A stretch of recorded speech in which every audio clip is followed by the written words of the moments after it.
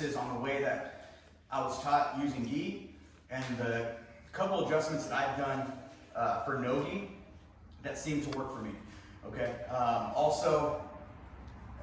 It'll still work no gi, but when you have a gi, there's a lot more things you kind of hold on to, so you can keep it a little bit tighter. And that's the thing, we need to stay really tight, especially no gi, so we don't lose control. Okay, so go this way. All right, so when I'm doing the original stack pass, right, as soon as I break his guard, I have to make sure that I'm kind of in a good position, right? This is kind of a dangerous position because what I'm doing is I'm putting one arm in between his legs, right? So if I'm not careful, he's got a triangle pretty quickly, okay?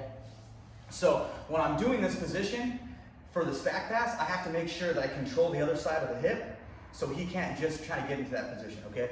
And what I'm gonna do is I'm gonna come under his leg at the same time that I'm controlling this hip. Like I said, if I don't control this hip and he breaks my posture, I'm falling right into that triangle choke, okay? Or at least that triangle position that I don't wanna fight out of because he can start working his way.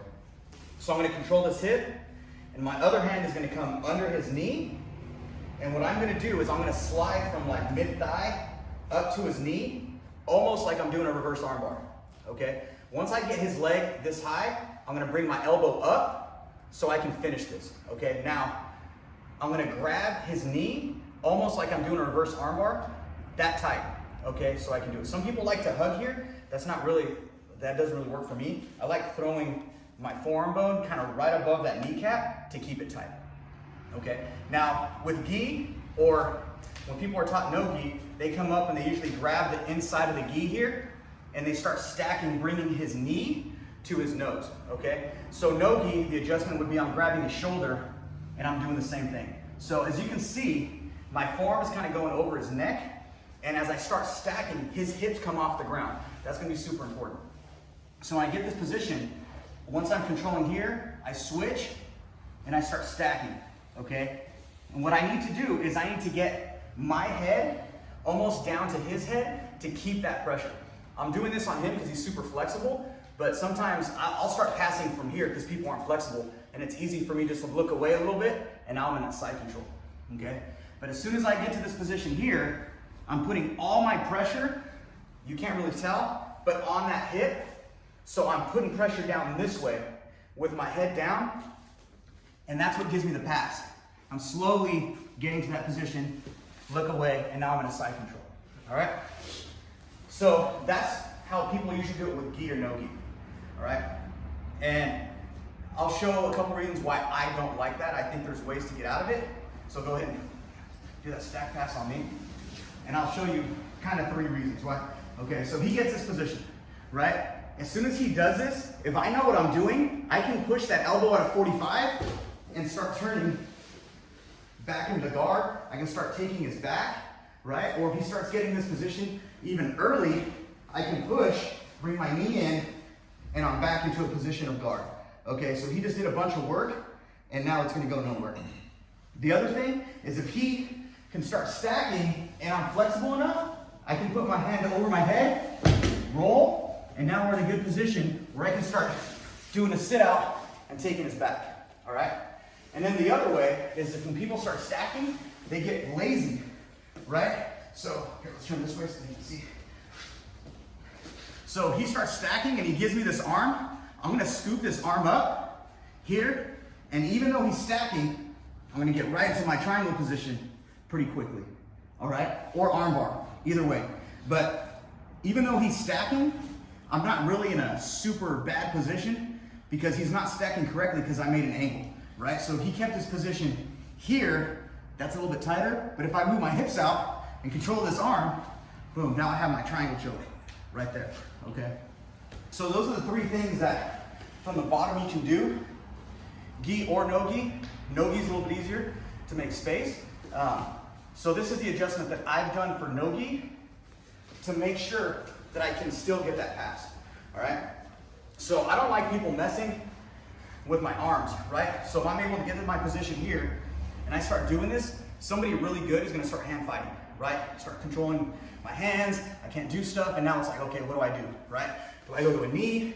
Do I go for a knee bar? Can I still get the stack pass? And there's too many things for me to think about. So as soon as I break his legs around me, I'm still gonna control this hip, all right? And so this is my version. My hand's coming under the exact same way, and I'm controlling this knee, right? Once I get to this position, I'm gonna bring my elbow up the exact same way. So the adjustment that I do for no-gi is instead of coming up here, I'm gonna control his hip, okay? I'm gonna grab his hip. I'm actually grabbing this thing, okay? And it doesn't seem that it's as tight until you actually do this. So as soon as I grab this position, I'm gonna do the exact same thing, okay? I'm gonna bring his knee up to his nose, but my arm is kind of blocking him from doing it. So I'm putting all this pressure on him, and if you can see his face, it already hurts, right? I haven't even done anything yet. I'm just coming to this position. Now from here, it's easy for me to adjust, look away a little bit, boom, and now I'm in my side control that I want. The hand on the hip is super important. I know it's hard to grab sometimes, but if I just grab his hip bone and I cup it, my arm is not going anywhere. Just like in spiderweb position, when I grab my own hip, it's gonna be really tight for them to get out of that, okay? So I break his guard apart, control this hip. My arm comes under, right under that knee position, his quad. Now as far as I can go, now I bring my elbow up. Now I'm hugging, grab that hip, and now from here, I'm stacking, okay? So from here, can he roll out? Try to roll out. No, he's not, right? Can you grab my elbow and push it to get back into regard? Nope, you can't do that either. Okay, can you try to get me in a triangle choke? Nope, you can't do that either, okay? So, a couple things that you might not see that I'm doing. Not only am I hugging this hip and I'm putting my pressure into him, his hips are up off the ground, right? If I get into this position, just trying to like muscle him up with his hips on the ground, now he can try to do something, right? Weird, right? Whatever he's doing, but I'm not gonna be able to get that pass. So, as soon as I get my position, hand on that hip, and I'm pressuring into him, and I should feel my forearm get stuck with pressure in between his rib cage and his quad, all right? So as soon as I get this position here, I already feel a lot of pressure. It's gonna be easy for me to slowly adjust, look away, boom, and now I'm controlling in the side control that I want. And I can go to whatever position I want. Make sure I'm killing this arm, control this arm, here, okay? So let's practice that. If you guys want, try the arm on top. But I really want you guys to do arm across the waist. I feel like I have a lot better control, right? Not being the biggest or strongest guy in here, I need that control against everybody here, okay? So get that position, just come up on your toes, and drive that shoulder right into him, bring his knee to his head. And you'll see a difference when you have the hip and your arms in between, because there's something to hold it where it just makes things a lot tighter, okay? So let's work that, and then we'll move on to something.